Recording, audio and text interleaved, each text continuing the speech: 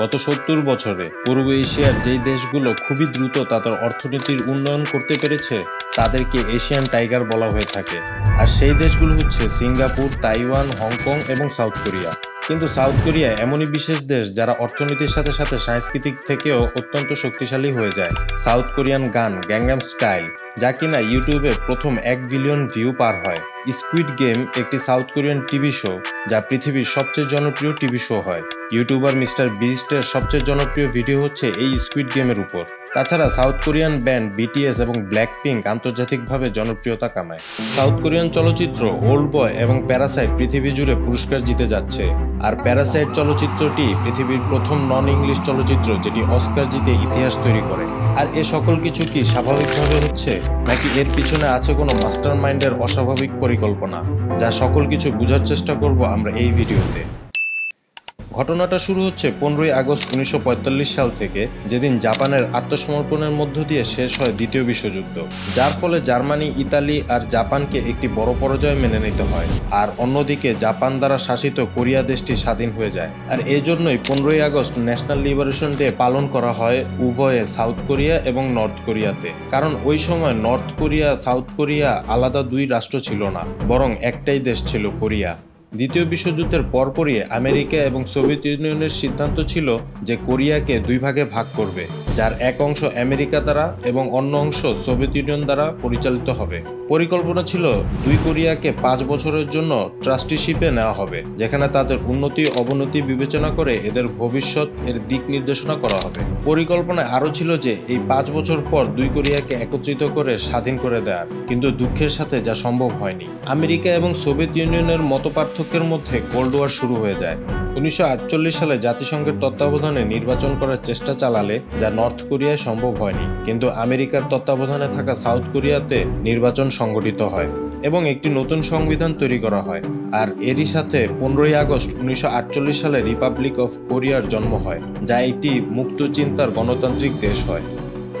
Our General of the Army, Douglas MacArthur, and Mrs. MacArthur, to attend ceremonies formally proclaiming the end of United States military government in Korea and the formation of the free and independent Korean Republic. আর তার পরের মাসেই north কোরিয়াকে একজন ডিক্টেটরের অধীনে communist country হিসেবে ঘোষিত করা হয়, যা 2 বছর পর কোরিয়াকে আবার একত্রিত করার চেষ্টা করা হয়, কিন্তু কোনো শান্তি আলোচনার মাধ্যমে নয়, বরং যুদ্ধের মাধ্যমে। সাউথ কোরিয়াকে আক্রমণ করে, যার ফলে সৃষ্টি হয় ঐতিহাসিক কোরিয়ান যুদ্ধ। 3 বছর যাবৎ চলেছিল যুদ্ধ, আর যার পরিণামস্বরূপ সাউথ কোরিয়া পৃথিবীর সবচেয়ে গরিব দেশে রূপান্তরিত হয়। আর তাদের জিডিপি এতই কমেছিল যে বর্তমান বিশ্বের সবচেয়ে গরিব দেশ সোমালিয়া এবং হাইতি থেকেও নিচে ছিল। আর এই অভাবের মধ্যে গণতন্ত্র অসহায় হয়ে যায়। সাউথ কোরিয়ার রাষ্ট্রপতি রি সিংম্যান স্বৈরাচারী শাসনপন্থা বেছে নেন, সংবিধান সংশোধন করেন, দেশ একনায়কতন্ত্রের দিকে গড়াতে থাকে। 1960 সালে নির্বাচন হয়, আর যাতে কারচুপি করা হয়। পুরো দেশ জুড়ে আন্দোলন শুরু হয়, আর যার ফলে রি দেশ ছেড়ে পালিয়ে যায়। অতঃপর আবার নির্বাচন হয়, যেই নির্বাচনে একজন নতুন প্রধানমন্ত্রী হয়। তার কিছুদিন পর একটি সামরিক কূ দেখতে পাওয়া যায় কোরিয়ায়। জেনারেল পার্ক চুন হি, যিনি সরকারকে সরিয়ে সামরিক ডিক্টেটরশিপ চালু করে। 1979 সালে তাকে হত্যা করা হয় এবং আরেকটি সামরিক কূ হয়, যেখানে মেজর জেনারেল চুন ডো হন ক্ষমতায় আসে। অবশেষে 1987-1988 সালের দিকেই সাউথ কোরিয়াতে গণতন্ত্র পুনরুদ্ধার হয়ে জায়গা নিতে দেখা যায়। বছরের পর বছর স্বৈরতন্ত্র চলার ফলে এর প্রভাব সাউথ কোরিয়ার সংস্কৃতিতেও দেখা যায়। পার্ক চিন হি 1962 সালে চলচ্চিত্রের উপর সেন্সরশিপ আইন নিয়ে আসে, যাকে আবার 10 বছরে 4 বার পরিবর্তন করে আরও শক্ত করা হয়। যেই সেন্সরশিপের মধ্যে ভায়োলেন্ট চলচ্চিত্রের অনুমোদন ছিল। অনেক মার্শাল আর্ট চলচ্চিত্র দেখতে পাওয়া যায় সেই সময়, মেলোড্রামা চলচ্চিত্র, প্রোপাগান্ডা বা গুজবে ভরা চলচ্চিত্র, যে ক্ষেত্রে সরকারেরও ছিল বেশি অর্থায়ন, কিন্তু কোনো প্রকার সামাজিক রাজনৈতিক বাস্তবতার উপর চলচ্চিত্র অনুমতি ছিল না। সরকারের কোনো ব্যাপার নিয়ে সমালোচনা করে চলচ্চিত্র তো পরের কথা, সমাজ বা দেশের বাস্তব সমস্যা নিয়ে কোনো চলচ্চিত্র অনুমতি ছিল না। এমনকি বিদেশি গানের উপরও নিষেধাজ্ঞা জারি হয়। নিউ ইয়র্ক টাইমসের পত্রিকা 1975 সাল সাউথ কোরিয়া নিষিদ্ধ করে বৈদেশিক গান, রাজনৈতিক এবং আদর্শগত সঙ্গীত। 2টি লম্বা তালিকা তৈরি করা হয়, যাতে 260টিরও বেশি সঙ্গীত নিষিদ্ধ ছিল। কিন্তু 1990 সালের পরপরই স্বাভাবিক হতে থাকে দেশটিতে যখন গণতন্ত্র ফেরত আসে। 1993 সালের হলিউড চলচ্চিত্র জুরাসিক পার্ক সারা বিশ্বে যখন জনপ্রিয় হয় এবং অর্থ কামায়, তখন south Korean presidential advisory board on science and technology একটি রিপোর্ট দেয় সাউথ কোরিয়ান প্রেসিডেন্টকে, যে রিপোর্টে বলে যে একটি হলিউড চলচ্চিত্রে যত টাকা লাভ করে আমরা প্রায় 15 লক্ষ হুন্ডাই গাড়ি বিক্রি করে তত টাকা লাভ করি। আর যার পরপরই সাউথ কোরিয়ান সরকার সিদ্ধান্ত নেয় চলচ্চিত্র এবং সংস্কৃতিকে একটি কৌশলগত শিল্পে পরিণত করার। আর সেই বছরই একটি কোরিয়ান চলচ্চিত্র সিও পিয়নজে মুক্তি পায়। কোরিয়ান সিনেমা হলগুলোতে রাজত্ব ছিল হলিউড চলচ্চিত্রের, কিন্তু সিও পিয়নজে চলচ্চিত্রটি কোরিয়ান ঐতিহ্যবাহী ফোক গান এবং গল্পকথার উপর ছিল, আর যা কিনা মানুষের কাছে পছন্দ হয়েছিল, আর যার ফলে প্রথমবারের মতো 10 লক্ষ টিকিট বিক্রি হওয়া চলচ্চিত্রের নাম লেখায়, তাও শুধু আবার সাউথ কোরিয়ান রাজধানীতেই। আর তখনই কোরিয়ান সরকার বুঝতে পারে এবং সিদ্ধান্ত নেয় কোরিয়ান কালচার গ্লোবালি এক্সপোর্ট করার। আর এই এক্সপোর্ট বা রপ্তানি কোরিয়ান অর্থনীতিতে গুরুত্বপূর্ণ ভূমিকা রাখে, কেননা 1962 সাল থেকে 1989 সাল পর্যন্ত কোরিয়ান জিডিপি 50 গুণ বৃদ্ধি পায়। 1962 সালে ছিল $104, যা 1989 সালে $5,500 পর্যন্ত দাঁড়ায়। জেনারেল পার্ক অনেক প্রাইভেট ব্যাংককে জাতীয় ব্যাংকে রূপান্তর করে। স্বৈরতন্ত্র চলাকালীন প্রায় সবকিছুর উপর পার্কের নিয়ন্ত্রণ ছিল। সুদের হার কত হবে, কর সুবিধা কারা পাবে, বৈদেশিক মুদ্রার বরাদ্দ কোথায় হবে, আর লাইসেন্স কিভাবে দেওয়া হবে, আমদানি রপ্তানির লাইসেন্স, এগুলো সবকিছু পার্কের অধীনেই ছিল।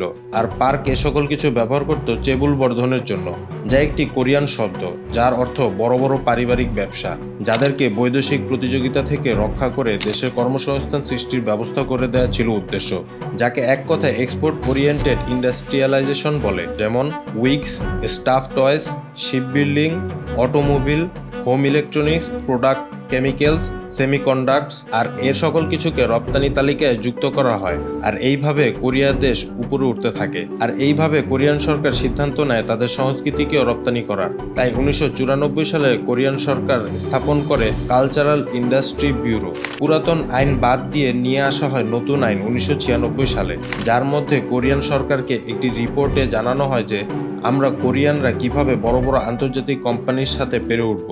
আর তার পরপরই স্যামসাং, হোন্ডার মতো চিবলরা মিডিয়াতে অর্থায়ন করতে থাকে। প্রোডাকশন, ইম্পোর্ট, ডিস্ট্রিবিউশন, এক্সিবিশনের মতো বিষয়গুলোতে বড় বড় কোম্পানিগুলো অর্থায়ন করতে থাকে। এই কোম্পানিগুলো মানুষের রুচি বোঝার জন্য মার্কেট রিসার্চ করে, সুনামধন্য বিশ্ববিদ্যালয় থেকে MBA এবং গ্র্যাজুয়েটদের হায়ার করে আনা হয়। তারপরই প্রকাশ হয় সিরি চলচ্চিত্র, কোরিয়ান চলচ্চিত্র শিল্পের প্রথম Hollywood style big budget blockbuster চলচ্চিত্র। হলিউড স্টোরি টেলিং পদ্ধতিতে এই মেলোড্রামাটিক অ্যাকশন ফিল্মটির বিষয়বস্তু পুরোপুরি কোরিয়ান ছিল, যা সম্পূর্ণ স্যামসাং দ্বারা অর্থায়ন হয়, পুরো 2.4 বিলিয়ন ওন। আর যেই বছর প্রকাশ পায় ব্লকবাস্টার টাইটানিক, এর চেয়েও বেশি মানুষ দেখতে আসে এই চলচ্চিত্রটি সাউথ কোরিয়াতে, যা দেখে কোরিয়ানরা অনেক উৎসাহিত হয় তাদের লোকাল চলচ্চিত্রের প্রতি। কিন্তু 1997 সালেই দেশটিতে অর্থনৈতিক সংকট চলে আসে, দ্য এশিয়ান ফাইন্যান্সিয়াল ক্রাইসিস। বিশেষ করে 3টি দেশ আক্রান্ত হয়, Thailand, Indonesia, south Korea. IMF এর সহযোগিতা নিতে হয়, অনেক শর্ত মানতে হয় IMF এর, অনেক অবৈধ লেনদেন, কর ফাঁকি, এসবকে দায়ী করা হয় এসবের পিছনে। অতঃপর 8টি নতুন নিয়ম করা হয়, যার একটি হচ্ছে এসব বড় বড় পারিবারিক ব্যবসা প্রতিষ্ঠানগুলো সব ব্যবসায় হস্তক্ষেপ করতে পারবে না, আর যার ফলে স্যামসাং এবং হোন্ডার মতো বড় কোম্পানিগুলো ফিল্ম ইন্ডাস্ট্রি থেকে সরে যায়। এই অর্থনৈতিক সংকটের ফলে কোরিয়ার আন্তর্জাতিক সম্মানও ক্ষুণ্ণ হয়। তাই কোরিয়ান প্রেসিডেন্ট কিম দে জং কালচারকে বেছে নেয় কোরিয়ার সম্মান ফেরত আনার জন্য। আরও মজার ব্যাপার হচ্ছে কিম দে জং নোবেল শান্তি পুরস্কার জেতা একমাত্র কোরিয়ান, যিনি অনেক সম্মানিত ব্যক্তিও ছিল কোরিয়াতে। প্রথমত তিনি 1999 সালে সাংস্কৃতিক শিল্প প্রচারের জন্য একটি আইন তৈরি করে, যাতে $148.5 মিলিয়ন বরাদ্দ করেন। দ্বিতীয়ত দেশের সকল বিশ্ববিদ্যালয়গুলোতে সাংস্কৃতিক শিল্প বিভাগ বানানো হয়। নোরা ব্যাংকস দিয়ে ভরে যায় পুরো দেশ। নোরা ব্যাংকস কি? এটি মূলত কারাওকে বার, যেখানে মানুষ খাবারের সাথে সাথে গানও গেতে পারে। তৃতীয়ত ডিজিটাল কোরিয়া। 1998 সালে কোরিয়াতে ব্রডব্যান্ড সেবা চলে আসে, যা সরকার দ্বারা এমনই সুযোগ দেওয়া হয় যে 2004 সালের মধ্যে প্রায় 1,20,00,000 মানুষের ঘরে ব্রডব্যান্ড সুবিধা চলে যায়। চতুর্থ, সকল প্রকার সেন্সরশিপ সরিয়ে দেয়। আগে এমনটা ছিল যে কেউ কোনো চলচ্চিত্রে যদি সমাজের প্রকৃত সমস্যা তুলে ধরতো তাহলে তাকে দেশদ্রোহী ঘোষণা করা হতো। এমনটাই বলা হতো যে সে তো শত্রু দেশ নর্থ কোরিয়াকে সমর্থন করছে এবং জাতীয় প্রতিরক্ষা আইন অনুযায়ী শাস্তি হতে পারত। কিন্তু কিম এখানে মুক্ত চিন্তার শিল্প স্থাপন করে, আর এই কারণে প্যারাসাইট চলচ্চিত্রটি পুরো পৃথিবীতে জনপ্রিয় হয়, যাতে দেখানো হয় কোরিয়ার প্রচণ্ডভাবে হতে থাকা ধনী গরিব পার্থক্য। কিন্তু কেউ বলেনি যে বং জুন হো দেশের নাম খারাপ করছে। এমনকি সাউথ কোরিয়ার প্রেসিডেন্ট নিজে এই চলচ্চিত্রের প্রশংসা করে, যাকে কোরিয়ার আসল সত্য ঘটনা বলে আখ্যায়িত করে। আর এই চলচ্চিত্রের ঘটনা শুধু কোরিয়া নয়, পুরো পৃথিবীর মানুষ অনুভব করতে পারে। দারিদ্রতা, বেকারত্ব, অপরাধ, লিঙ্গ বৈষম্য, যে সমস্যা কোরিয়াতে নয় শুধু সারা বিশ্বে দেখা যায়। আবার একটু পেছনে ঘুরে দেখি, 1990 সালের পূর্বে কোরিয়ানদের বিদেশ ভ্রমণ নিষেধ ছিল। শুধুমাত্র ভ্রমণের জন্য নাগরিকদের দেশের বাইরে যাওয়া নিষেধ ছিল, কারণ স্বৈরশাসক সরকার বৈদেশিক মুদ্রার অবক্ষয় নিয়ে চিন্তিত ছিল। পরবর্তীতে যখন গণতন্ত্র ফেরত আসে তখন মানুষ দেশ বিদেশ ভ্রমণ করে, ভালো ফিল্ম স্কুলে পড়াশোনা করে। আর এই প্রজন্মেরই কিছু পরিচালক যারা বামপন্থী সামাজিক সমস্যা নিয়ে চলচ্চিত্র বানায়। বং জুন হো এবং কিম কি ডুক তাদের মধ্যে উদাহরণ। বং জুন হো এর প্যারাসাইট চলচ্চিত্রের সাথে আরও আছে ওকজা এবং স্নোপিয়ার্সার, যে সকল চলচ্চিত্রে পুঁজিবাদীর উপর প্রশ্ন তোলা হয়। ডার্ক থ্রিলার একসময় কোরিয়াতে অনেক জনপ্রিয় ছিল। ভারতের অনেক চলচ্চিত্র কোরিয়ান ডার্ক থ্রিলার চলচ্চিত্রের নকল করে বানানো হয়। তাছাড়াও রোমান্টিক এবং কমেডি ব্লকবাস্টার চলচ্চিত্র ইলমারে, যাকে কপি করে হলিউডের চলচ্চিত্র দ্য লেক হাউস বানানো হয়। সর্বপ্রথম কোরিয়ান নাটক সফলতা অর্জন করে যার নাম হোয়াট ইজ লাভ, প্রথম নাটক যা চায়নাতেও রপ্তানি করা হয়। চায়নার টেলিভিশনে সম্প্রসারিত হয় 1997 সালে। কিছু মানুষের মতে হোয়াট ইজ লাভই ছিল হালিউ এর নিদর্শন। হালিউ শব্দের অর্থ কোরিয়ান ওয়েব। কিন্তু এই কোরিয়ান নাটকগুলো এত জনপ্রিয় হওয়ার কারণ কি? প্রথমত, আবেগপূর্ণ সত্যতা। নাটকের ঘটনাগুলো এমনই আবেগপূর্ণ থাকে যা সত্য বলে মনে হয়। দ্বিতীয়ত, ভিন্ন ভিন্ন ব্যাকগ্রাউন্ডের চরিত্র।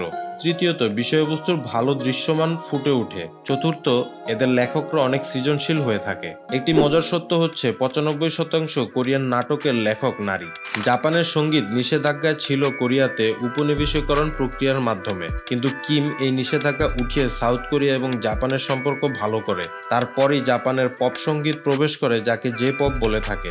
HOT কোরিয়ার প্রথম প্রজন্মের ব্যান্ড ছিল, যাদের প্রথম album we hate all kinds of violence 15 লক্ষ কপিস বিক্রি হয়। এই ব্যান্ডকে বানিয়েছিল SM নামের কোম্পানি।